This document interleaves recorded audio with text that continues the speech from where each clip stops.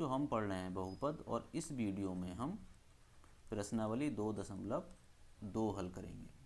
सवाल नंबर 1 है हमारा, क्वेश्चन नंबर 1 है, निम्न द्विघात बहुपदों के शून्य ज्ञात कीजिए।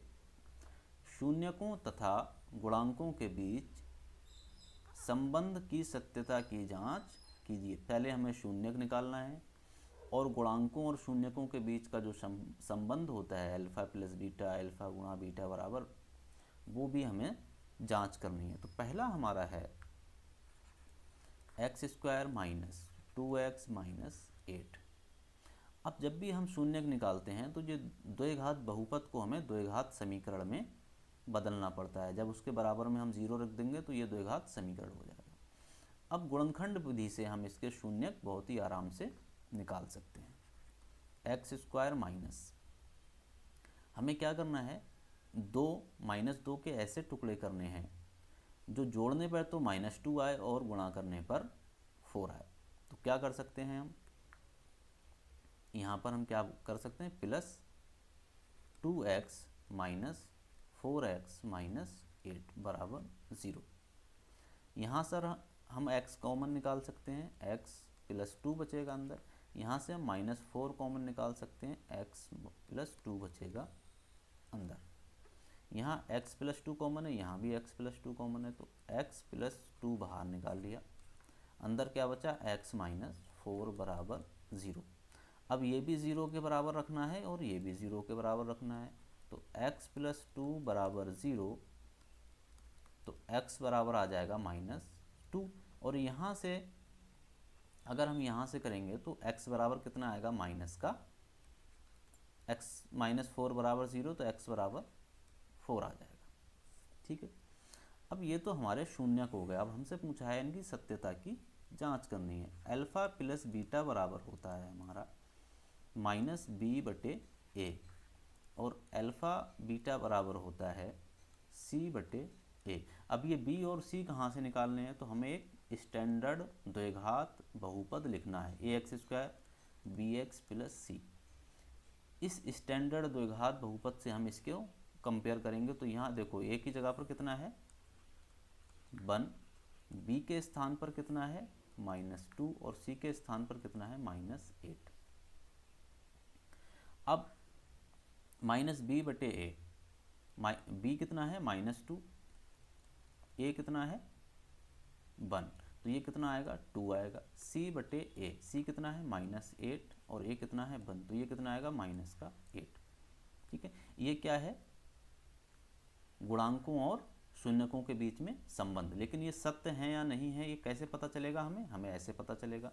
जो हमने x1 और x2 निकाले हैं, इसको x1 बराबर -2 बोल सकते हैं और x2 बराबर -4 बोल सकते हैं, क्योंकि ये दो शून्यक हैं, x1 और x2। क्योंकि x1 का मान अगर हम इसमें रखेंगे तब भी ये 0 आएगा और x2 का रखेंगे तब भी 0 आएगा। अब अगर x1 प्लस x2 2 के बराबर आ जाए और x1 गुणा x2 -8 के बराबर आ जाए, तो क्या होगा कि जो हमने शून्यक निकाले हैं वो एकदम करेक्ट हैं।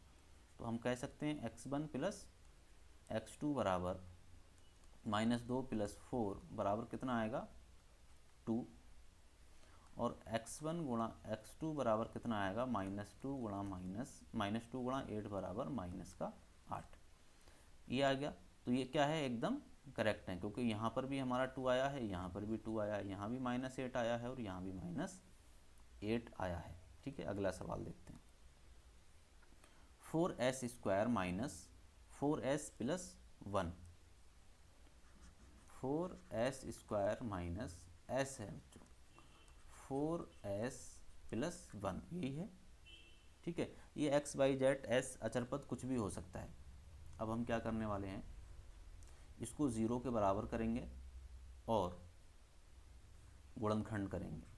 4s स्क्वायर माइनस, ये 4s है तो इसके हमें ऐसे दो टुकड़े करने हैं जो जोड़ने पर तो कितना है 4 आए और घटाने पर कितना है, जोड़ने पर 4 आए और गुणा करने पर कितना है 4, क्योंकि इसकी हम इससे गुणा करेंगे। तो ये आएगा, इसको हम 2s माइनस 2s लिख सकते हैं प्लस 1। तो 4s स्क्वायर माइनस का 2s माइनस का 2s प्लस 1 बराबर 0। यहाँ से हम 2s कॉमन ले सकते हैं, अंदर क्या बचेगा 2s माइनस 1। यहाँ हम क्या करते हैं -1 कॉमन ले लेते हैं, तो अंदर क्या बचेगा 2s माइनस 1 बराबर 0।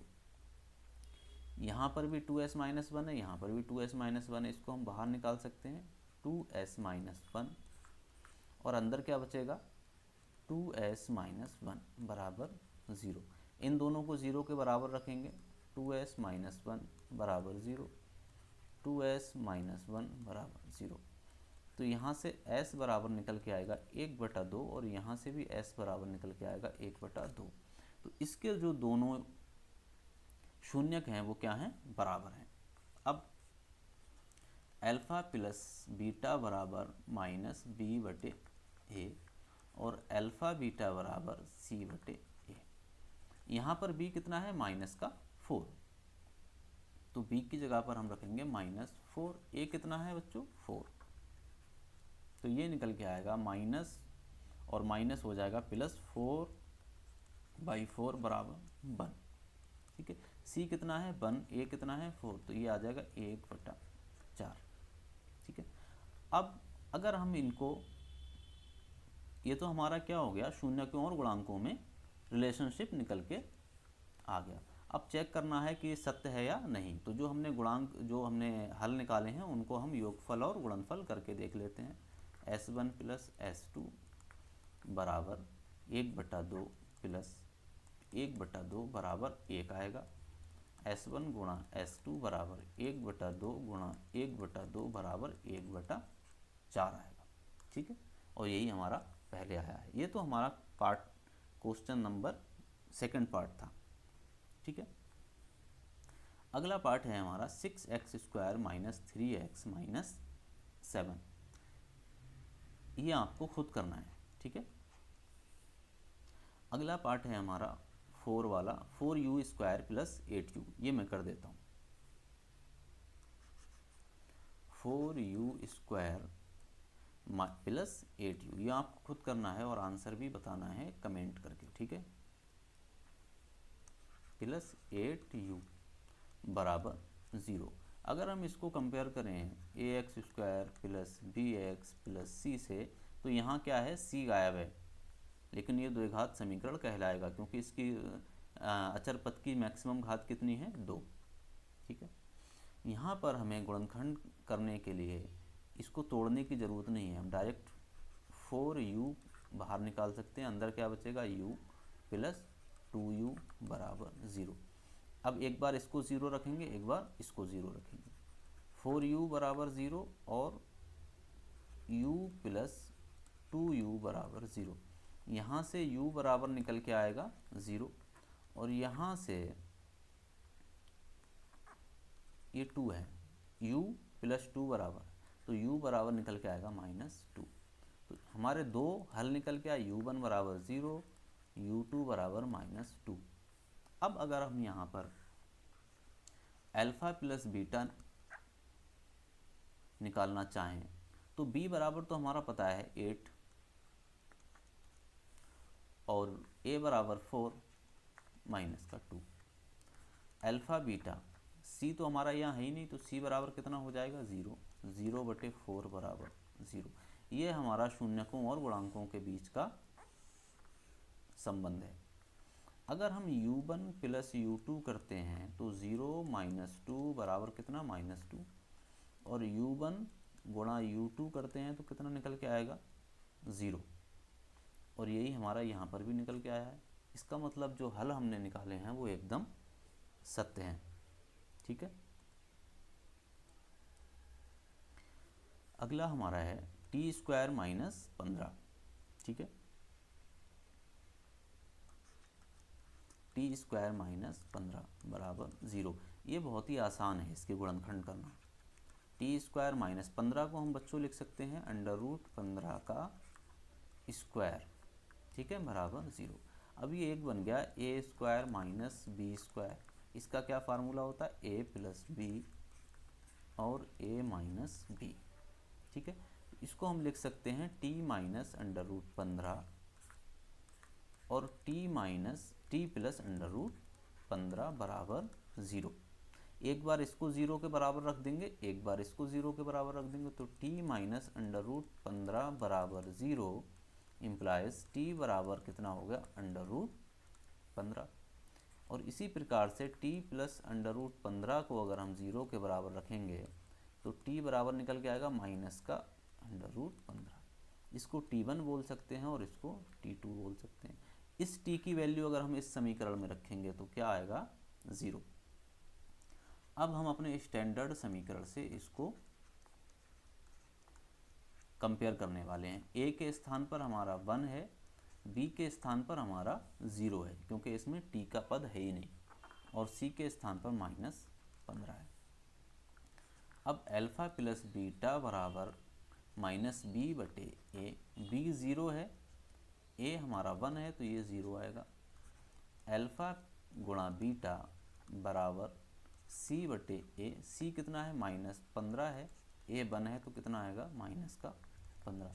ये हमारा गुणांकों और शून्यकों में रिलेशन हो गया। लेकिन अगर हम t1 प्लस t2 करते हैं तो कितना आता है, minus under root 15 plus under root 15 बराबर 0।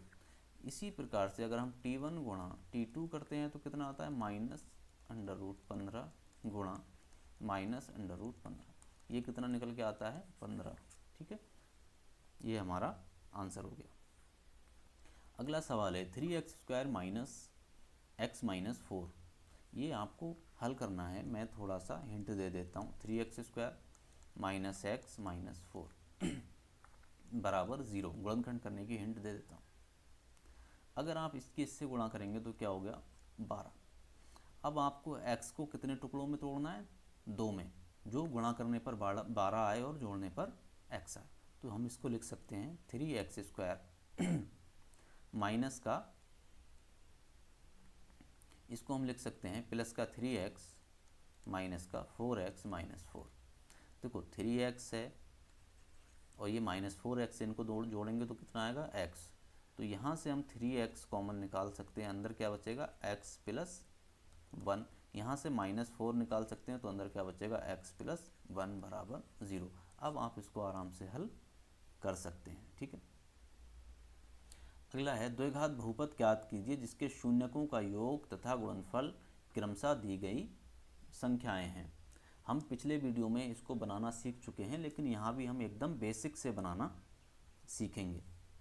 देखो कोई भी द्विघात समीकरण क्या होता है, ax² plus bx plus c, ये बहुपद है। अगर इसके बराबर में 0 लगा देंगे तो ये समीकरण बन जाएगा बराबर 0, द्विघात समीकरण हो गया ये। अब हम क्या करेंगे, पूरे समीकरण को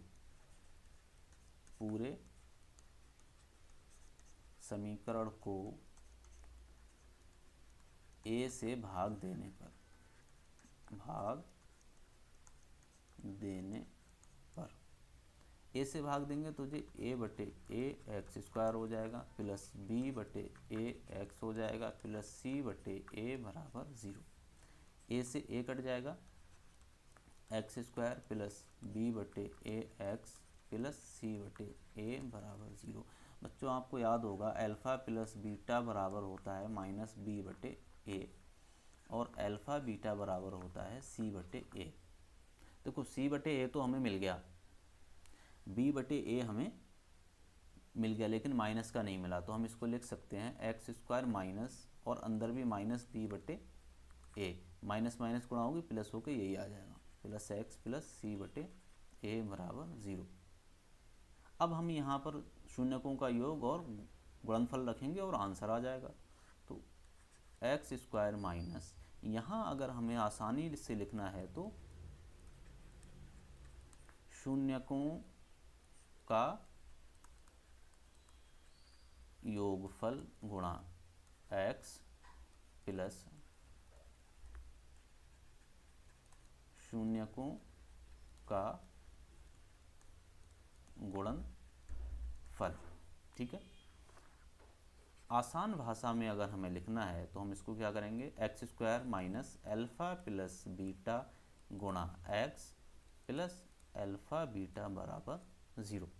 ये हमारा द्विघात समीकरण लिखने की सूत्र हमें मिल गया। ठीक। ठीक है। अगर कभी बच्चों भूल जाओ तो इस तरह से आप इसको बना भी सकते हो।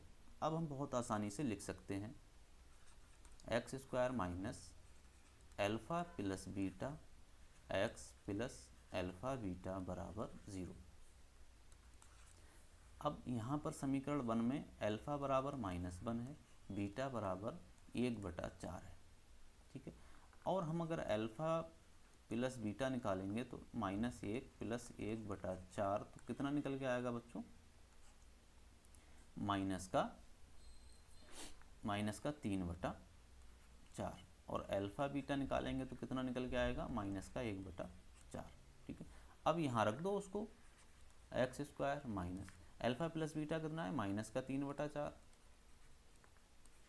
एक्स, और एल्फ़ा बीटा कितना है? -1/4 बराबर 0।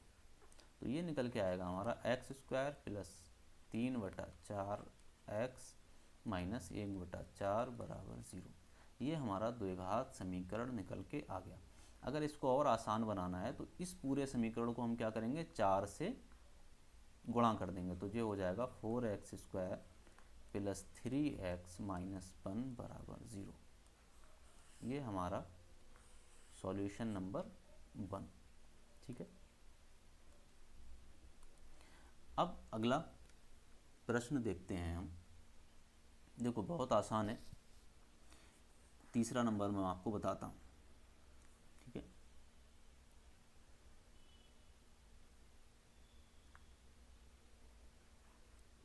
X square minus alpha plus beta x plus alpha beta बराबर 0। एल्फ़ा प्लस बीटा बराबर कितना आएगा? √5 प्लस 0। और एल्फ़ा बीटा बराबर कितना आएगा? √5 गुणा 0 बराबर 0। और यहाँ कितना आएगा? √5। तो ये हो गया हमारा एक्स स्क्वायर माइनस √5x बराबर 0। बहुत ही आसान है, ठीक है। अब अगले समीकरण आपको खुद बनाने हैं और आंसर भी कमेंट बॉक्स में देना है, ठीक है। तो इस वीडियो में इतना ही। द्विघात समीकरण हमारे यहीं पर ख़त्म होते हैं। अगर आपको द्विघात समीकरण पूरे देखने हैं तो आप कंप्लीट वीडियो देख सकते हैं, जिसमें हमने सारे कॉन्सेप्ट भी समझाए हुए हैं। और चैनल को ज़रूर सब्सक्राइब कर लें, जो आपके 10th क्लास में बहुत ही काम आने वाला है।